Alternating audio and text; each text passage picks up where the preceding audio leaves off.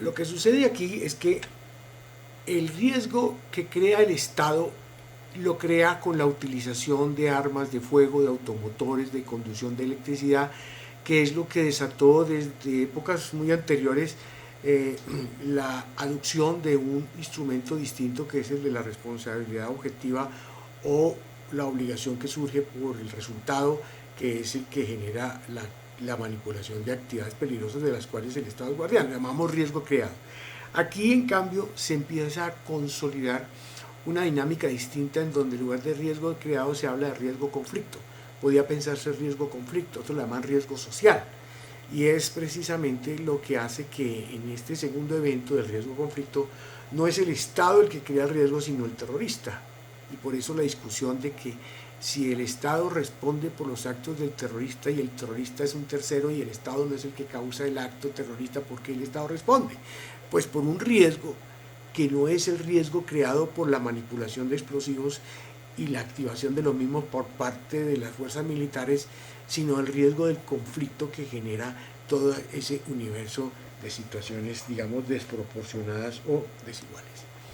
Aplica cuando el blanco es un objetivo claramente identificable. Entonces, el primer punto es que el objetivo del atentado terrorista sea claramente identificable.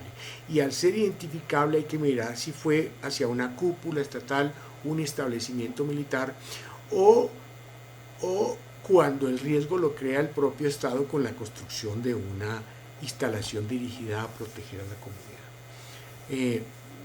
Fíjese que, por ejemplo, cuando el Estado o las fuerzas militares construyen una cúpula militar, un puesto de policía, la historia de la lucha en el Estado colombiano, del terrorismo, de los atentados, de las tomas, registra episodios de ese estilo.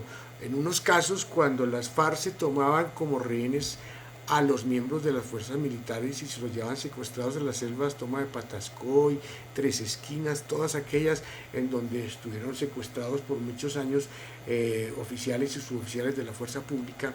En otros escenarios que son los que estamos analizando ahorita como actos terroristas, el objetivo militar pues sigue siendo el mismo, las instalaciones militares, pero ya aquí no estamos hablando propiamente de los militares que sufren las consecuencias del acto terrorista, sino de los particulares a quienes se les protege en virtud de ese famoso principio de la solidaridad. Entonces ese es el tipo de riesgo, cuando hay un objetivo claramente identificable.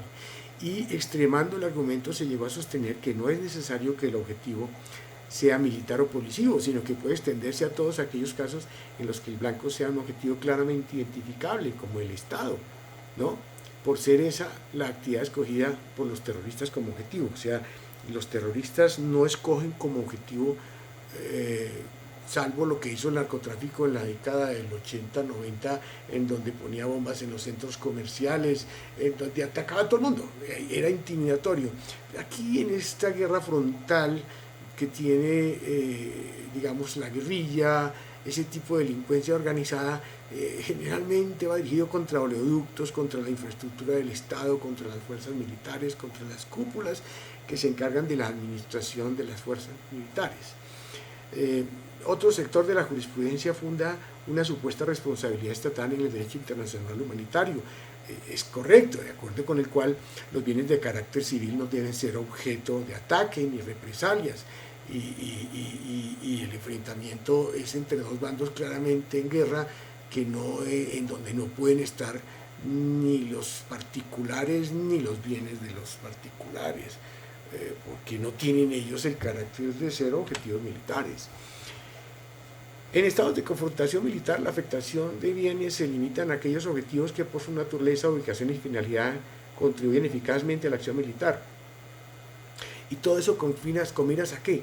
A que la captura o destrucción ofrezca una ventaja militar. Por eso es que en la legislación de guerra los actos terroristas, digamos, tienden a ser aceptados y digamos, manejarse bajo esquemas totalmente distintos en situaciones de guerra. ¿Por qué? Porque el propósito de la guerra es ofrecer una ventaja militar.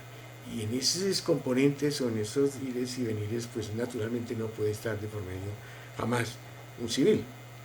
En ese contexto se ha señalado que los daños causados en el conflicto armado interno, como consecuencia de los actos violentos realizados por la subversión, podrán ser considerados válidamente previsibles para el Estado y por lo tanto un riesgo consciente creado por él. Entonces, cuando hay un enfrentamiento, cuando se sabe que el Estado tiene a las FARC como su enemigo, sobre todo el ELN, las FARC, pues porque el narcotráfico tiene el factor sorpresa, el narcotráfico no está constantemente enfrentando al Estado, ya menos, porque ya la estrategia de los narcotraficantes ya no es esa, ya es actuar más bien perpetrados en una situación de clandestinidad. En ese entonces mostraban su fortaleza a través de un poderío militar, ya no. Todos los que tienen poderío militar son las que hoy llamamos las BACRIM, todos estos movimientos que están estructurados bajo componentes, digamos, un poco paramilitares. En esos escenarios, el propósito es también obtener una ventaja militar. Y si eso es así, entonces en ese contexto se dice que hay posiblemente aspectos previsibles, porque si esa situación es así, pues es previsible. Pensémoslo en los oleoductos. ¿Cómo pensar que un oleoducto es algo inesperado? Pues donde pueda darse un atentado al oleoducto se va a dar. Entonces la respuesta que uno espera del Estado y del Ejército es ¿por qué no defienden con más vehemencia esas infraestructuras? Sabiendo que ahí está de por medio no solamente el desarrollo, el patrimonio, sino también el medio ambiente y la vida y la propiedad particular. En el desarrollo del conflicto se deben distinguir en toda circunstancia entre civiles y combatientes y entre objetivos civiles y objetivos militares, para impedir que, precisamente, que la población sea utilizada como escudos humanos. Repetimos lo que hemos venido diciendo y vamos a entrar cada vez más en este terreno. Una de las causales eximentes de responsabilidad del Estado es el hecho exclusivo y determinante de un tercero, lo que convierte, por tanto, al autor del daño o el actor terrorista en un tercero y por tanto causa extraña. Y eso que trae consigo la ruptura de un hipotético nexo de causalidad. Entonces la causalidad, que es un elemento fundamental para toda imputación de responsabilidad, ya sea causalidad material o causalidad jurídica, de ella deviene la imputación. ¿Cómo puede existir imputación si la causalidad se rompe por razón de que el hecho es determinante de tercero, cuando no es pues que fuerza mayor?